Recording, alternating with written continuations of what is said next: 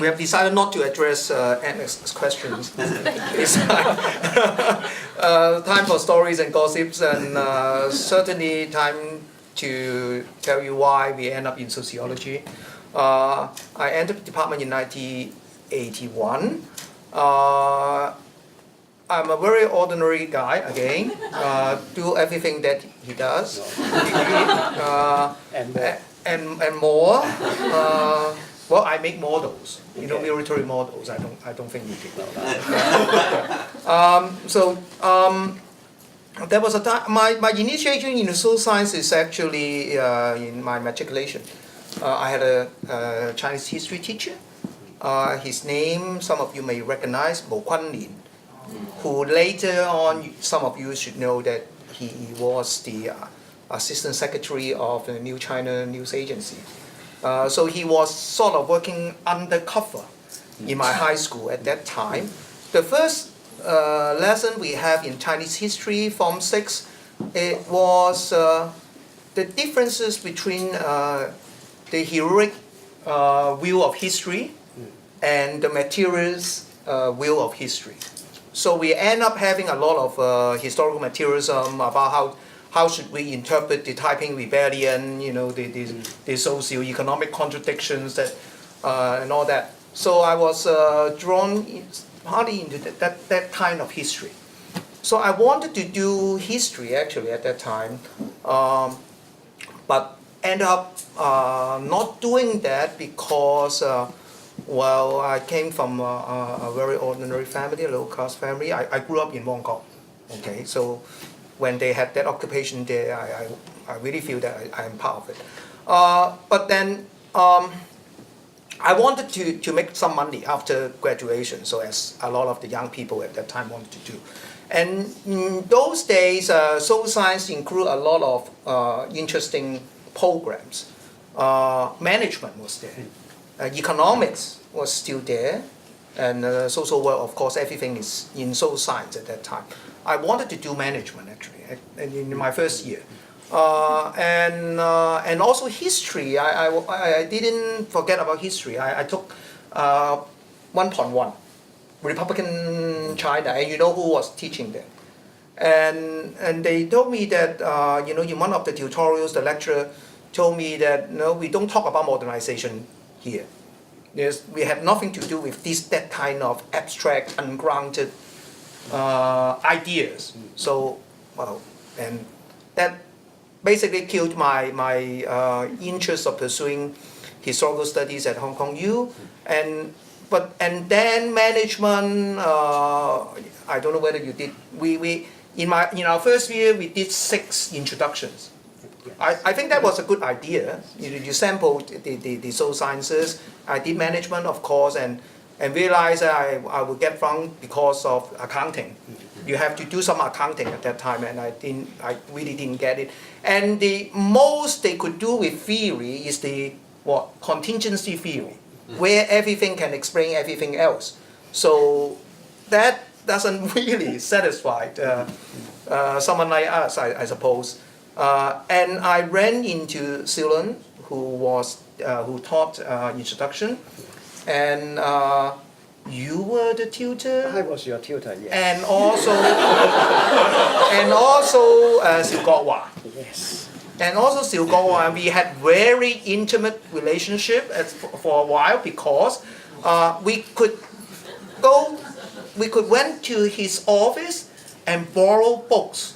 You know what books? On Foucault? Besides that, Okay. Picture books of Japanese stars. Okay, so it's all in the name of complementarianism. You know, we should not embrace possessive individualism. That's what Zhang Kang told us. Yes. You know that you own a book and you keep it to yourself and don't share with your brothers. That is possessive individualism. So we circulate all those books around, right? So and then the second term I took Hong Kong Society. Tai Lok's, the story that Tai Lok told us, I think the lecture next day was for us. That was 81, right? It was his first time teaching that. And yes, I still remember he gave a brilliant introduction, just talking about population structure. He has basically one thing, the population pyramid, and he went on to talk about for the whole lecture, and he basically brought us away, and that was brilliant. And yes, and during tutorials we had fun, poking fun into S.K. Lau's utilitarian feminism. What we did was to look at the questionnaire, right, and make fun of in numerous ways how he overinterpret, stretched it, and misinterpret the data. That was a lot more than what Harold told us in methodology. You know, how you do research and how you shouldn't do research. So Hong Kong society, that really get me hooked up with S.K. Lau. So later on, I had a career, you know, engaging S.K. Lau into critical dialogues, and his MPhil was on housing protests, and mine was on industrial strikes, and that all was grounded in a way with dialogue with the so-called mainstream discourses on Hong Kong society at the time, that Hong Kong was peaceful and harmonious. You know, the other book that we had at that time on Hong Kong society was the Society and Politics in Hong Kong. S.K. Lau 1981 is the first edition. So we had another one besides the industrial colony. And the question for S.K. Lau in the book was, why didn't Hong Kong collapse into chaos, you know, being a fast developing, modernizing society? So that was a very typical modernization theory questions, and he had explanation of that about utilitarian feminism and why Hong Kong's government was laissez-faire and didn't interfere into the Chinese society at that time. So we started our career trying to engage him, take him to task on some of the things that he said in the book. That he said Hong Kong, post-war Hong Kong was very peaceful, stable and harmonious. So he looked at housing protests, especially in the 1970s, and say that, well, actually the 1970s are nothing but peaceful. And I look at, I took a longer view and look at 67, look at the early post-war, where there was a lot of strikes, and also the rivalry between the struggles between the left and the right wing in Hong Kong, the Kuomintang and the CCP. So it seems that he was blind to what happened in the 1970s. He was blind to a lot of things that happened in post-war Hong Kong. There was a large group of people in Hong Kong that was nothing but politically apathetic, right? You have people that have their allegiance to the CCP and another group loyal to the nationalists. They would actually fought on the street because of their political beliefs. How could you say that Hong Kong people was politically apathetic? So that seems to be very interesting to us, why there was this kind of discourses on Hong Kong society. So that's basically helped us start our career, and a couple of my first few papers was trying to again to take S.K. Lau into task.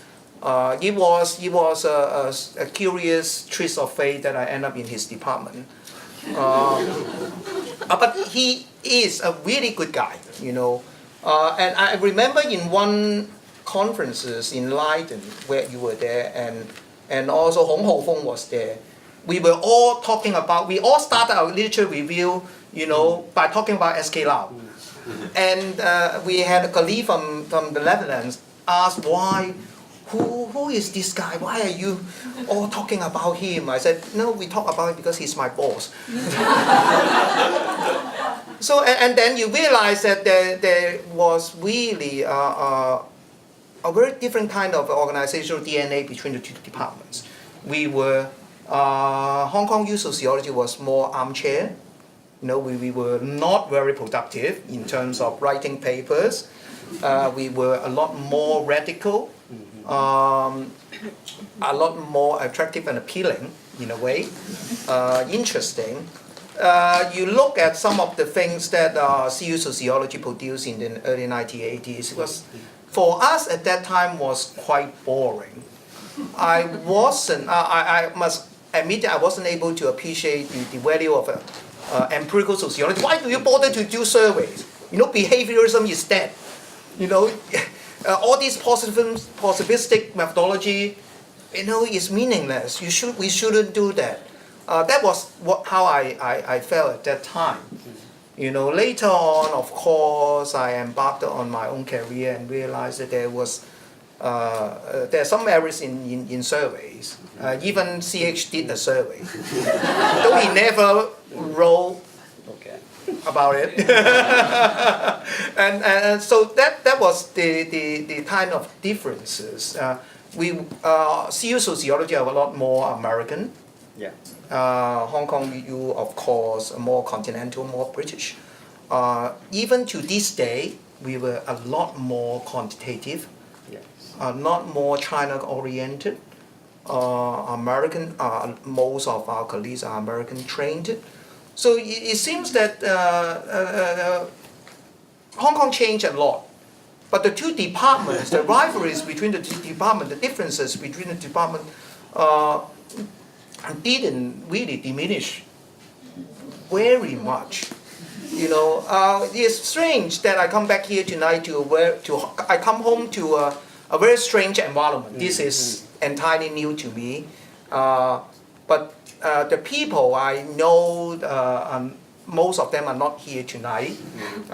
Benjamin is not here, Silan is not here. And David, we need to tell stories about David. That because he taught in a way that he read off from his notes. No, I always, so that's why I was telling my students now, you ain't seen nothing yet. They said our lectures were boring. You ain't seen nothing yet. David Levine was reading off his notes in his uniquely sexy tone. And the girl next to me who ended up as a senior inspector was sleeping all the time and dripping off. Yes. And then he realized that we all fell asleep in his lectures. So at the end of the semester, he would give us Make-up lectures. Notes, yes, a pile of notes, annotated bibliography of all the things that he taught in that semester. So that was David, and of course he spent how many weeks on the Butters report? It seems forever really. He keeps summarizing what is inside Butters report, how important it is for Hong Kong society. It is a report by the labor officer on Hong Kong's condition of labor in 1913. Yes. So, and Thomas, of course, at that time was fresh coming back, and Benjamin also. That, with due respect to the current generation, that was really a golden age for us, at least. And Thomas Wong, the only thing that we know about him at that time was that he kept. He also read off from his notes. No, his reading was a lot better. David. Less sexy. Less sexy. More intonation and all that. And the strange thing is that they still use typewriter at that time. So the only thing that you heard from his office is that typing. He kept retyping his notes. So he is not the same set of notes every year. He typed up new ones. And Benjamin, that was the time that we had afternoon concerts with Benjamin. You still remember? Yes. He started. He has a lot of passions. The first thing he had was violin. Yes. Yes, and my roommate at that time, the other MPhil, Diana Cole, who ended up in Stanford. She know piano. So the two of them had a duet, and Thomas Wong brought wine to lure us into the concert, and then we had an afternoon concert. So that was really the golden age, where you can relax and do nothing. You know, even the teachers were very relaxed.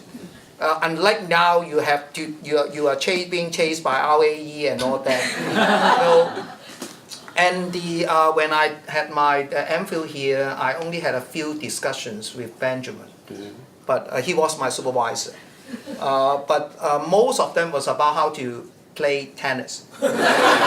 He really wanted to get me into tennis, and even gave me one of his old rackets, which I never did very well, so I failed him there, you know.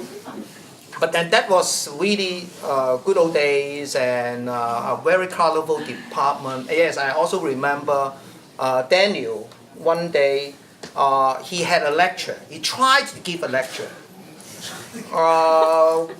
that we really couldn't make sense of, and then at the end of it, he said, "I don't know what was I talking about. I would do it again tomorrow." He was drunk. You know, that was the good old days that you can get drunk and still deliver a lecture. And then now I think you'll be, you know, to death, what they call the deviated, course deviated. So that was a good old days that you, as a teacher, you can get away from anything. You know, reading from your notes. Yeah. Now I think is a fatal sin. You know, you have to be a stand-up comedian like Tai Lung and CH, you know, to be entertaining and stimulating at the same time. But at that time, you could really just read your damn notes. So that was the time. Okay, I will stop here. Okay, thanks very much. Well, the good old days, right? Yeah. Well, it seems like the department at that time was full of interesting contradictions, right? We have a bunch of, not a bunch, but professors who could be drunk and also sober, right? And also interesting, but also conservative. But I think overall it's a very liberal place, right? Yes. So we have students being radical and more radical than our professors, right? So, and you learn very much on your own. Pretty much, right? Initially. Right, and ultimately, right? Not really. Not really. I'm grateful to them as teachers. Yeah, yeah, I could tell you they are all Yeah. very fondly remembered, right? So that's lovely. I wish they were here tonight, right? Yeah.